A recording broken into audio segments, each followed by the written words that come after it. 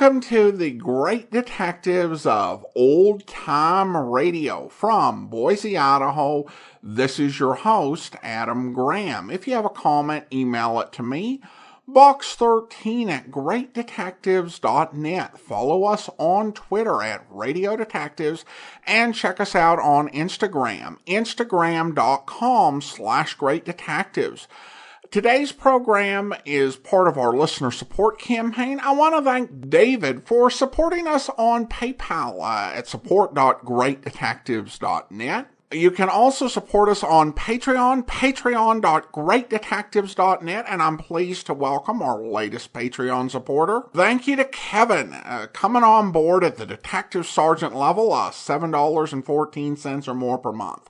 Again, thank you so much for your support, Kevin. Now we're going to get into today's program. And today we have an unaired audition program. The audition date is October the 1st, 1952. The series, This is O'Shea. And the title is Hong Kong. This was dynamite. This story of a girl named Maya who looked like Ava Gardner in Oriental makeup. This story of Macau on the South China coast, with a flourishing trade in opium, gambling, and hatchets for local hatchet men. This story behind the screaming headlines of the day. This is O'Shea.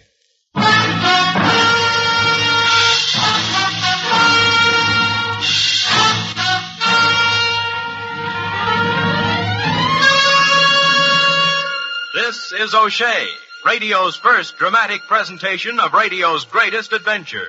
On-the-spot coverage of news in the making. Each week, a new adventure from some colorful corner of the world. With Brandon O'Shea, overseas radio correspondent extraordinary. Tonight, we take you to Hong Kong. Come in, Brandon O'Shea in Hong Kong. This is O'Shea speaking to you from Hong Kong, where it's tomorrow, and where approximately 3 million people wish it were yesterday. I'm standing on the balcony outside of my hotel room overlooking Regent Street, here in Victoria, capital of Hong Kong. I can see all the way from Victoria Peak, the snob hill of the British residents, to the Bund, the glutted harbor, and the teeming settlement of Kowloon on the North Shore. It's a sight that might remind an American of San Francisco, where California Street plunges steeply through Chinatown down towards the Embarcadero. But the smell and the racket are native Chinese. Both have increased here in the past few weeks, along with the population of this already crowded island of Hong Kong. By plane, by ship, by Chinese junk, they keep pouring in. Refugees from the storm centers of the war-torn East.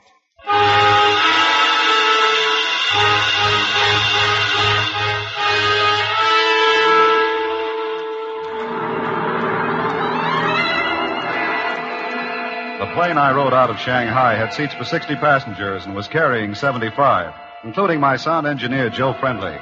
We weren't allowed any luggage. The other passengers were carrying everything they owned in the form of jewelry and currency. A well-placed bribe had got Joe and me aboard with a half case of American Bonded and our tape recorder. We put both to work as soon as we were airborne. Hey, this is good. How come? I don't know. Just arrived at my hotel. Must have been from that ad I posed for just before I left the States. You know, a man of distinction. You? Why not? Distinction breeds contempt. Old Chinese proverb. Yeah, well, it's the biggest cherry tree that attracts the wind. It's an old Japanese proverb. No. Yeah. Say, is there enough cord on that mic for me to tape record some of those people in the rear seats there? Which people? The big blonde with the fur hat? No, the little redhead with the muff. Uh-huh. Okay. Give me a level. Okay. 1, 2, 3. Testing. 2 little girls near London dwell, more naughty than I like to tell. Upon the lawns, the hoops are seen, the balls are rolling on the green. That's enough level. Oh, thank you, Joseph. May I start now? Please to begin. Cut number 2. Ladies and gentlemen, this is O'Shea speaking to you aboard the last plane out of Shanghai. As this great overburdened craft struggles for altitude on its southbound mission of mercy... With a banjo on my knee. Shut up or I'll make you edit this yourself. Oh, I don't mind. I ate a light breakfast. Well, bully for you. Cut number 1, 15 April, 1951. It is 10 minutes now, ladies and gentlemen, since we took off from Jiangsu Airport and turned our backs on Shanghai, perhaps for the last time. We are now flying low over the mud-yellowed waters of Hangzhou Bay, sped on by tailwinds in the urgency of the moment. But time has lost its meaning for many of these refugees, whose lives have held nothing but dark memories of the past and only a dim hope for the future. And now, ladies and gentlemen, I'm going to carry the microphone back through the plane and bring to you, if I can, at least a few meaningful fragments of their broken lives. Pardon me, young lady. Do you speak English? Da. And your name, please. Sonia. Last name? Sheremetyev. Who cares? Ask for Sonia. Oh, and have you anything you would care to say to my American audience, Miss Sheremetyev? American audience? No, I say nothing. Well, thank you, Miss Gromyko. I say nothing. And furthermore... Mark that for editing, Joe. All right, cut 3. And now, ladies and gentlemen, for our first interview. You know, for those of us who think of Shanghai as an international city, it's surprising how many Chinese are numbered among these refugees. I'd like to bring you the voice of this distinguished-looking Oriental gentleman. Your name, sir? First, perhaps I should point out that my patronymic has quite a different connotation in English.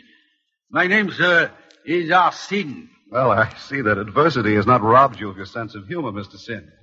Or is it Mr. Ah? That, sir, depends upon how well I know you. Well, Mr. Arsene, I'm sure my audience will agree that there is hope for the Chinese people as long as its representatives can bear up under vicissitudes as well as you... as well as you are. Vicissitudes? Well, sir, as you accidentally say, one man's loss is another man's profit. Or as we Chinese would put it, what sauce for the goose may be too rich for the mandarin duck. I can see that you're a philosopher, Mr. Arsene. Would you care to enlarge on that theme for my American audience? When I was a young man, I spent many years in search of a philosophy suitable to the realities of 20th century China. I finally found it. I'm a war profiteer. Oh? I fear that your American audience would neither understand nor approve, but perhaps I may be of assistance. You see the couple up forward there, the bearded gentleman in black with the funereal manner and the vivacious young traveling companion. The Chinese girl? Macanese, the turbulent blending of half a dozen proud peoples. The gentleman is of Macau, too, but he prides himself upon his pure Portuguese blood. Well, he may, for that is just about all I allowed him to take out of Shanghai. In short, sir, theirs is a tale to tear your heart out. And I suggest that you interview them at once. Good day. And with that, Mr. Arsene clasped his tiny, boneless hands over his expansive belly, folded his 3 extra chins under the one he was born with, closed his small, greedy eyes, and went to sleep. I started up the aisle toward the couple from Macau, but I never got to them, because the plane lurched to the left, dropped the bottom out of my stomach and me into an old lady's lap. So we fastened our seat belts, and she spent the rest of the trip giving me an exclusive on her plan to save China by transcribing Esperanto into Chinese ideographs.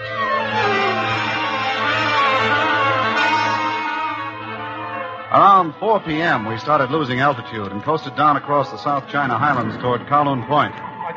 Dusk was just settling over Hong Kong Airport when our pilot set us down. Come on, Brady. Yeah, Joe and I were the first ones down the ladder. We bluffed our way past the British customs and had our mic set up for another try at interviews before our fellow passengers were cleared off the plane. I was anxious to get to that bearded gentleman from Macau with the vivacious young traveling companion. But I was stopped again, because the first passenger out was that self-proclaimed prince of profiteers, that churlish chieftain of Chinese chicanery, Mr. Arsene. Well, sir, I see you have a way with the customs people. Would that I had known. You could have saved me the trouncing I have just taken at their hands. Tell me, how did you fare in your interview of that pauperized Portuguese and his lovely? Well, I had to choose between giving up the interview or ditto my breakfast, so I postponed the whole subject. So that's how you do it.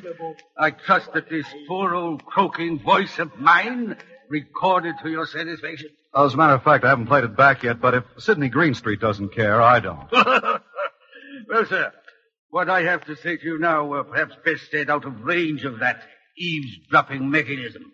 Will you join me in a brief stroll whilst I convey to you my latest thoughts upon the subject? Okay, Mr. Arsene, but keep it brief. If I don't get at least one good interview out of this trip, I won't have anything to go on the air with. Plenty of time. I assure you that bankrupt buccaneer with the beard will be viewed with high suspicion by the customs gentlemen. All right, take the mic, Joe. Keep it open. Huh? Gotcha, Dad. At least we can pick up this airport background noise and dub in something colorful later on, okay? Mr. Sin and I are going for a walk. Well, keep your distance. He might fall on you. Your assistant is something of a wit himself. Now, about your projected interview with Senor de Castro. Oh, why are you so set on my interviewing this Senor de Castro? My dear fellow, you may interview anyone you like, but you must admit they are quite the most interesting couple on the flight. Well, at least half of it. What's interesting about him? You will find that out if you will follow my advice and say to him, Vise, The man's troubles may accumulate, like the muddy silt in the estuaries of the Huangpu, but unlike the muddy deposits of the venerable stream, they cannot always be dredged away. You know, I can't make you out, Mr. Austin. Are you a practical joker, or are you just trying to be mysterious? Mysterious only for the moment. When you get to know me better, you will find that I am positively sinister. In fact... Hey, watch it.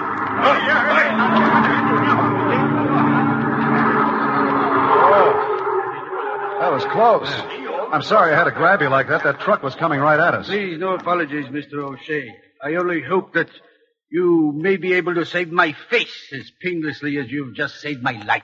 And with that, he rustled his heavy silk robe, turned on his heel, lifted his skirts, and trotted off across the field at a real good clip for a fat man.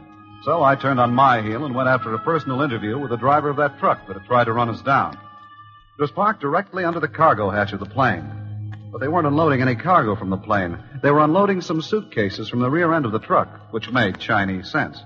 But it began to look like Prohibition Chicago when they opened up the suitcases and took out 3 Lend-Lease Tommy guns. Suddenly, I wasn't nearly as angry at that driver as I had been a moment before. And just as suddenly, when Senor De Castro and the girl emerged from the plane, I lost all interest in that interview. Because that reckless Chinese driver scooped me. In just a minute, I'll tell you how.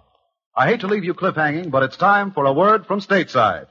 This is O'Shea, standing by in Hong Kong.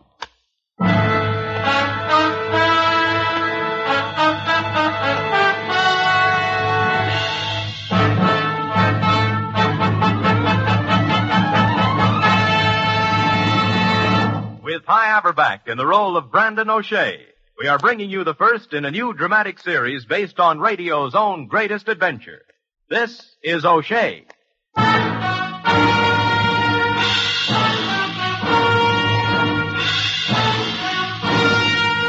And now back to Brandon O'Shea in Hong Kong.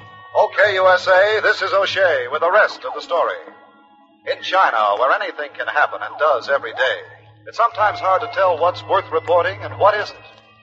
Maybe that's why so many of the foreign correspondents out here get disillusioned and get their on-the-spot reports in the peace and quiet of their own hotel rooms, with the local papers spread out on the bed. Which is where I wished I had stood instead of where I was standing when those 3 hatchet men in the airport luggage jeep unpacked their suitcases and started unlimbering those Tommy guns. I didn't need to know Chinese to know that first shout meant stay out of the way. The next thing he said was self-explanatory, too.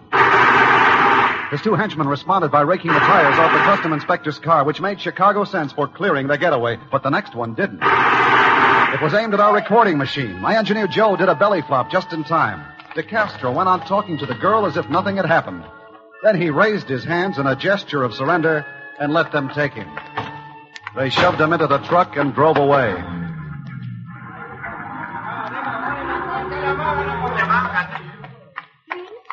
You are the American? Oh, yes, I'm an American. Perhaps you can help me. Or perhaps you can help me. I want to get the story behind that kidnapping. I'll tell you everything I know, but not here.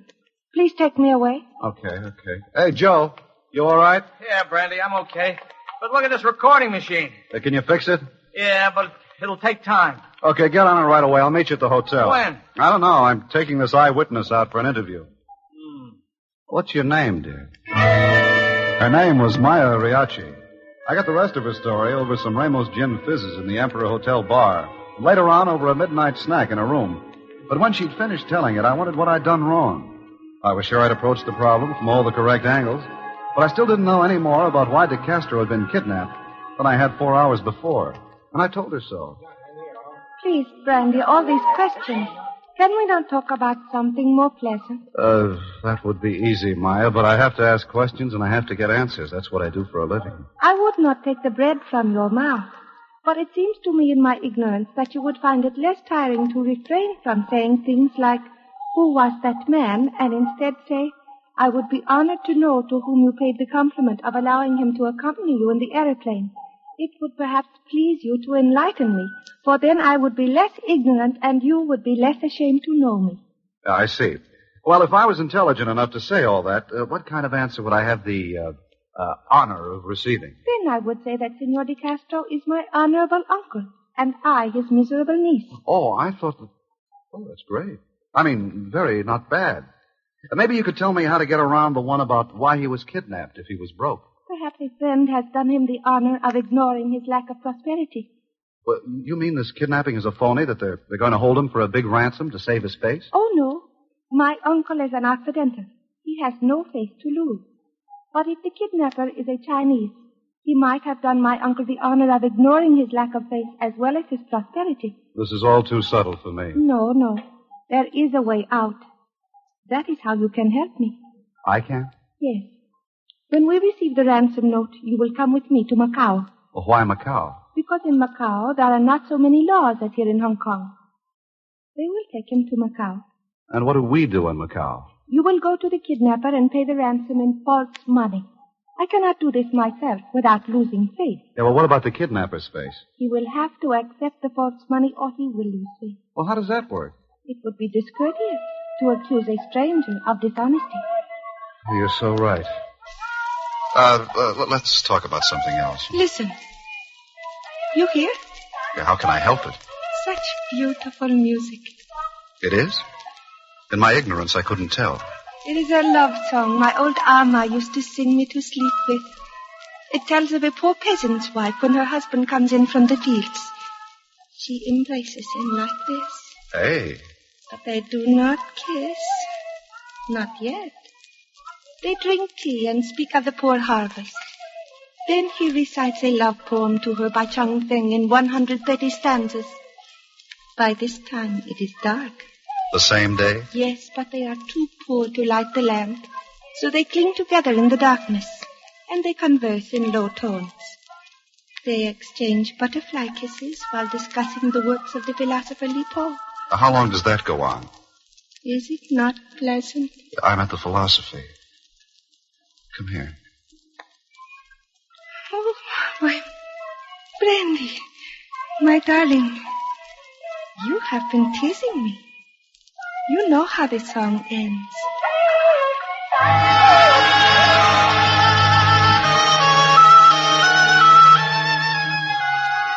In China, as I said before, it's sometimes hard to tell what news is worth reporting. Kidnappings, for instance, are as common as lawsuits in Occidental countries. But when I saw the headlines in the Hong Kong Mail the next morning, I decided that the Castro kidnapping, fake or not, was news. He was an ex-governor of the Portuguese colony of Macau, an ex-member of the International Opium Conference, and one of the biggest shipping tycoons in Shanghai. It seemed that my overstuffed and overeager informant, Mr. Ah Sin, had been more reliable than he looked. De Castro had pulled out of Shanghai too late and left most of his ships bulging with cargo anchored at their docks at the Huangpu. They were still afloat, but he was sunk. Maya's theory that some friend had kidnapped him to save his face might be worth more than its face value. I was trying to make a rough guess as to how much of my time and trouble De Castro's face might be worth when my phone rang. This is O'Shea. Good morning, dear lover. It has come. The ransom note, Maya? Yes, I was right. They have taken him to Macau. I have arranged for a boat to take us there this afternoon. Well, what does the note say? It is in Chinese, but I will try to translate, even though it is impossible. It commences, "Ja apoto." That is, approximately. Approximately what? Almost. So in English, the form of address would be, approximately honorable lady. Why, that cad. What does he mean calling you names? That is because I am Macanese. Only approximately Chinese. Oh, forget the translation and tell me what it says. It says that 100,000 Hong Kong dollars must be delivered to an emissary who will meet us at the Borromeo Warehouse. That is on the old fishing wharf. They will have a man there tonight at 10 o'clock and again tomorrow night if we do not arrive. But we will. You are still interested in my position? Yes. Hold it. I'll be with you in 1 minute.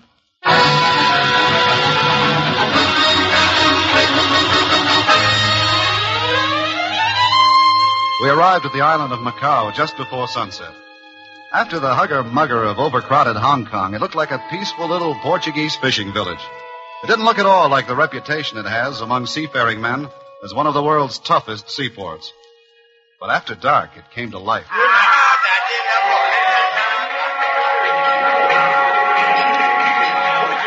With the possible exception of Tangiers, Macau must be the only place in the world where the opium dens have neon signs. In fact, the only vice the Macanese officially frown on is panhandling. But Maya was an approximately Portuguese in Macau as she had been approximately Chinese in Hong Kong, which meant that in common with all good Latin ladies, all public places were out of bounds to her. So all I could do was listen as we walked down the Alameda towards the waterfront. Wait. There is the place, at the end of the dock. You remember what you are to say to him when you hand him the package? Oh, that's if he's Chinese. Why do you think he might not be Chinese? If he turned out to be a trained SEAL, it wouldn't surprise me. Don't you love me? Oh, well, about that, I'll tell you more later. Now, first things first. Bye.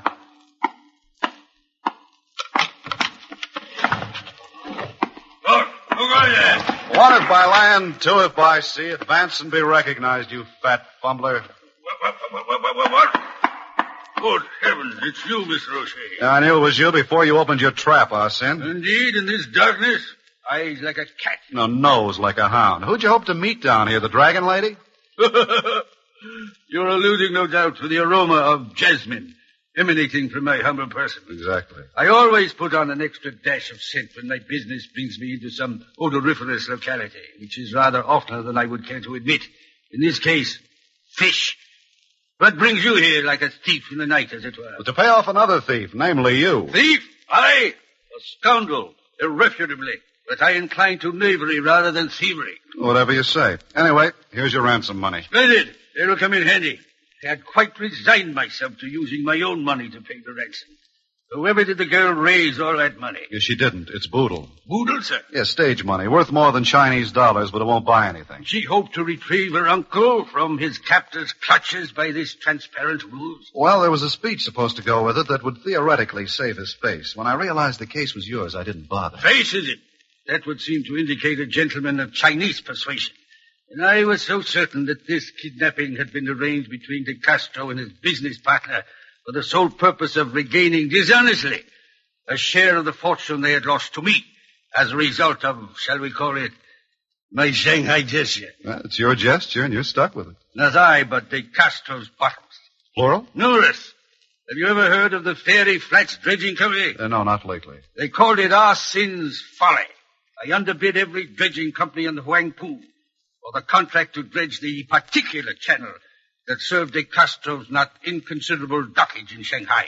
I did this at the moment when I knew he would be assembling his entire merchant fleet to make off with such loot as he could before the arrival of the invaders.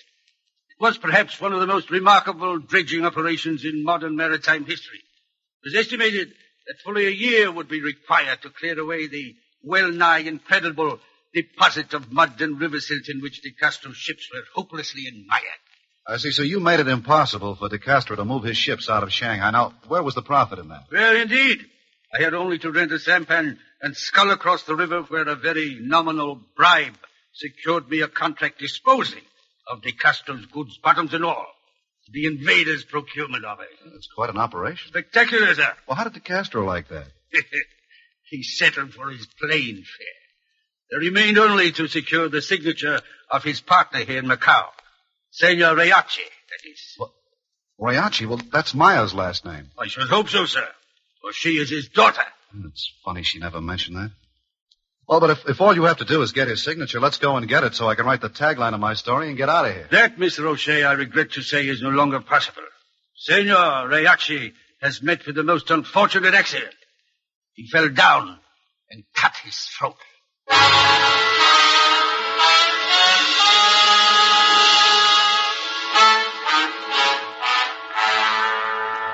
That should have been tagline enough. I'm sorry it wasn't. One thing at least was settled in my mind.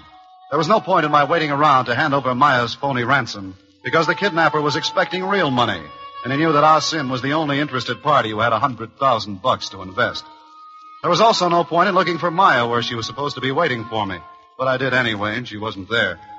I had a hunch where she'd gone. I didn't know where the hunch came from, but it might have had some connection with scene one, where the kidnappers wasted all that ammunition shooting up our tape recorder. I took the early morning boat back to Hong Kong.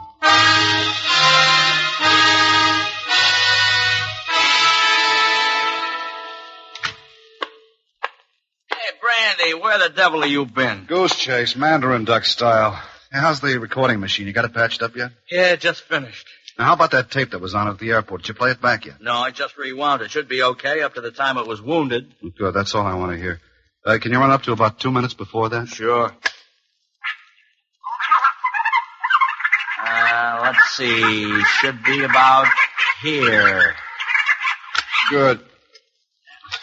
Play it back now. Okay.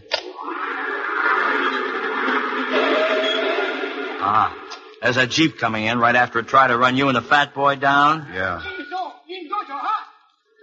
No, Maya. Do not forget your instructions. Oh, that'll be De Castro. Yeah. Those men, they have guns. I am afraid for you. There's a girl. Do not worry. They would not kill me. But remember this, with your father dead, Audition would need only my signature, and he will stop at nothing. So do as I told you. Involve the American as much as you can. It is our best protection. But I do not know him. It might not be that simple. For you, my dear, it will be. Okay, cut it. You know, that was a pretty good pickup. Yeah. I didn't hear any of that stuff, did you? No, and I still don't get it. He sounds like he expected to be kidnapped, which doesn't surprise me. But the stuff about Audition doesn't make sense. Unless... Five will get you 10. That's the old buzzard now. Come in. Well, sir, I scarcely expected to find you in. What did you expect to find? Well, sir, there's no reason for not being absolutely honest, if you will forgive my using the expression. But on the plane coming over from Macau, it suddenly occurred to me that you had recorded certain humorously intentioned statements of mine about Senor De Castro, which in the light of recent events might be open to misinterpretation. In short, sir, should that harmless-looking spool of magnetic tape fall into De Castro's hands, he might use it to render me persona non grata in Hong Kong, and perhaps even in Macau, which I always thought well nigh impossible. Are you sure it's something you said about De Castro or something you think De Castro might have said about you? Good. You interviewed him after all. Oh, let's stop horsing around, Audition. You've had your ear glued to that door ever since you followed me here, and you know exactly what's on that tape. Yes. Well, you must understand its true value to me. May I insult you with an opening bid of $1,000? Now, look, all I want is a straight story on the De Castro kidnapping. If you can give it to me, you can have the tape. I can't use it anyway. On the contrary, you appear to be making very good use of it. However, I am not wrong. I am positive that the scoundrel De Castro meant to murder his partner in order to secure Riachi's Macau holdings and arrange the kidnapping to throw suspicion onto me. The rascal knew that I would pay any reasonable ransom in order to close my deal on his shipping, and that I would therefore be on the wharf at the appointed hour, that you would misinterpret my presence there and broadcast it to all the world. You believe me? Okay, Joe, give Fatso that spool of tape. Huh? Hey, we got some good background down there. Forget it. We'll do this one without effects. Here. Now go dredge a river somewhere. I want to write my script. Well, sir, you're a man of your word. Yeah, sure, yeah. That stuff is inflammable, you know. All you have to do is set a match to it. I'll do nothing of the sort. With you to back up my story, this has turned into a veritable trump card in my forthcoming negotiations with De Castro. I'll have his Shanghai loot and his late partner's holdings to boot. You are very clever, Mr. What? But you are suffering from a disease of the mouth. You talk too much. De Castro. Yeah, the start you gave me. What a heavy gun that is. You'll tire your arm. Chinese courtesy, Mr. O'Shea. But can you blame me if I want no more of Mr. Sin's particular kind? Why don't you boys go and be courteous to each other someplace else? I'm tired and I've got a deadline to meet. This will not take long. Now quit it. Put it down. Hey, shoot him in your own room. I got valuable equipment in here. De Castro, watch it. Use your head.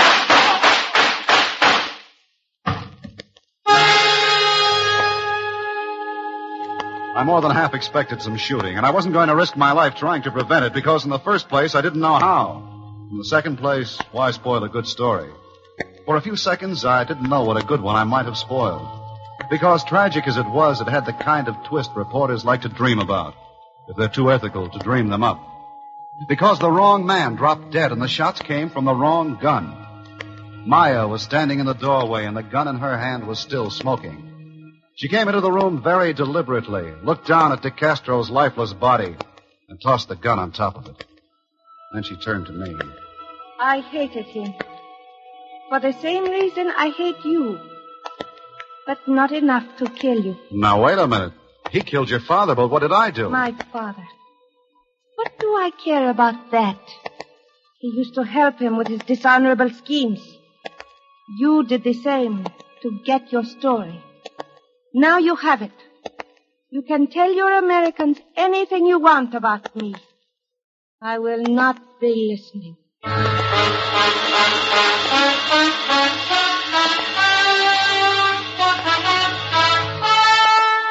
I started this report with a reference to the 180th meridian, which makes it tomorrow in Hong Kong, where approximately 3 million people wish it was yesterday. And if you don't mind the view of my back hair, I wish it was too. This is Brandon O'Shea in Hong Kong, returning you stateside.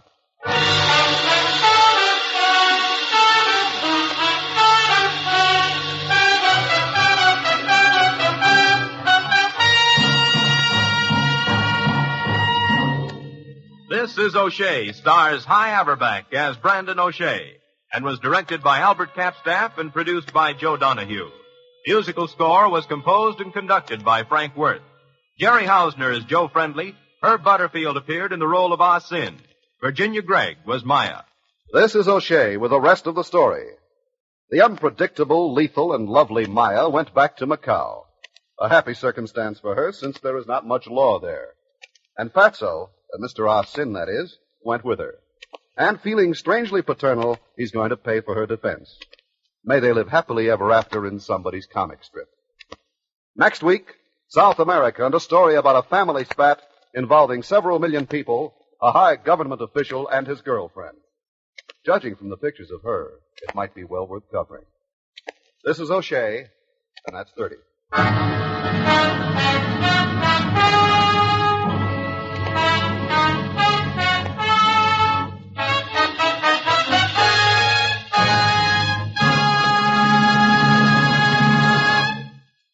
This has been a presentation of the Hollywood Program Department.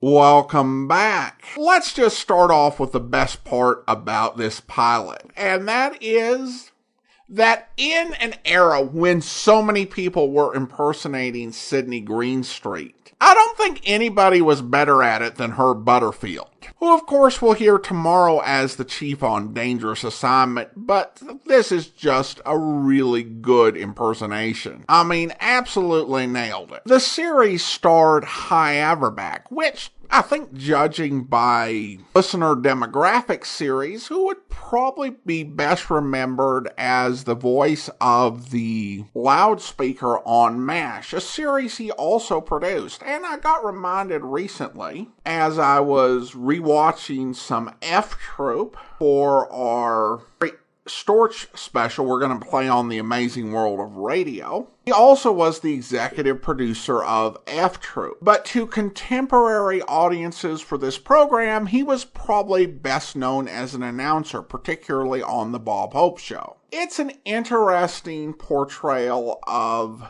a reporter. And I do love at the end how they really don't care about these two villainous people. And they're like, and O'Shea's like, I can't do anything to stop this. And yeah, it's an interesting bit of realism. Plus, the use of the sound recorder and that equipment to that degree is an interesting choice, and certainly would make it stand out from other programs. I do have a feeling, having listened to even just 2 episodes of O'Hara, i.e. Jack Moyle's show after Rocky Jordan, that this does seem like it might be a little bit too similar to that series, which only ran for 26 weeks. And who knows, maybe this script might have been a reworking of a script from O'Hara. I don't have enough episodes of that series to know for sure. There were quite a few programs that featured reporter heroes. We were looking at Mercedes McCambridge, she starred in a series called Wire Service as one of 3 rotating stars in the series who were each globe-trotting reporters. And there were quite a few series that focused on that on television. And I think that, as well as radio, and there was almost a glut of them. And This is O'Shea is not even the only unmade pilot featuring a reporter. There was also a series, San Francisco Final, starring Jeff Chandler that we played all the way back in season 1. And I honestly like San Francisco Final more than this. I think its grasp of the cultures are kind of superficial at best, and I can see why this didn't get picked up. But it's an interesting oddity, particularly for Herb Butterfield's performance. Well, now we turn to listener comments and feedback. And we have this comment from Kevin on Patreon, who writes, Adam, I've been listening to The Great Detectives and some of your other podcasts for a few years, and belatedly I'm getting around to contributing. I really appreciate your passion for old-time radio and the effort you put into bringing these shows and the many wonderful performers and creators back to life. Thank you for doing what you do. Well, thank you so much, Kevin, and I appreciate your support. All right, well, now we get to talking about our Tuesday schedule for next season. And this gets complicated, so let's start with this simple part of it. And that is that when we get into the Bob Bailey serials, we're going to be playing one serial per week. And so this time through, what we'll be doing is every Tuesday we'll feature 2 15-minute episodes of Johnny Dollar, and then on Friday we will play 3 of these 15-minute episodes, and that way we'll be able to get through all of the 5-parters. Now, of course, there is a 6-parter and there's a 9-parter, and there are 4 serials where 1 episode is missing, so we'll have to work around that, but that is our general plan for the 58-week Bob Bailey serial run. Now, what that means is that anything else we are doing on Tuesday needs to wrap up at the same time we finish all of the pre-Bob Bailey episodes. And I recalculated and I dropped a couple of short series, Meet Miss Sherlock and Martin Kane, and moved those to season 15 and set I Hate Crime to start next week. And then I'm doing a little bit of research online, and every source for I Hate Crime has 13 episodes in circulation.